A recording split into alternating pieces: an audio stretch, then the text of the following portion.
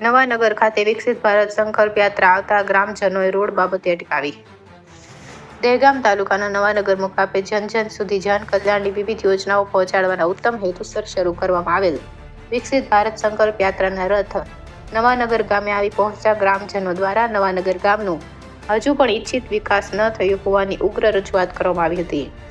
ગ્રામજનોની રજૂઆતના પગલે ત્યાં ઉપસ્થિત ટીડીઓ તેમજ ચૂંટાયેલી પાંખના સદસ્યો સહિતના હોદ્દેદારો સામે ગ્રામજનોએ ઉગ્ર રજૂઆત કરતા કહ્યું હતું કે રખિયાલ નવાનગર બદપુર અને પાટના કુવાને જોડતા રસ્તાનું કામ 4 વર્ષથી ખોરંભે પડ્યું છે, તે તાત્કાલિક ધોરણે શરૂ થવું જોઈએ.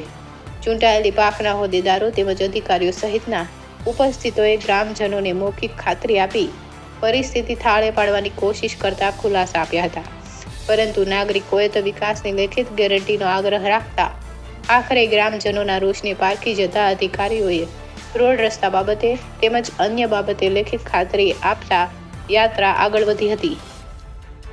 રિપોર્ટર જયંતિભાઈ પટેલ, દહેગામ, ગાંધીનગર.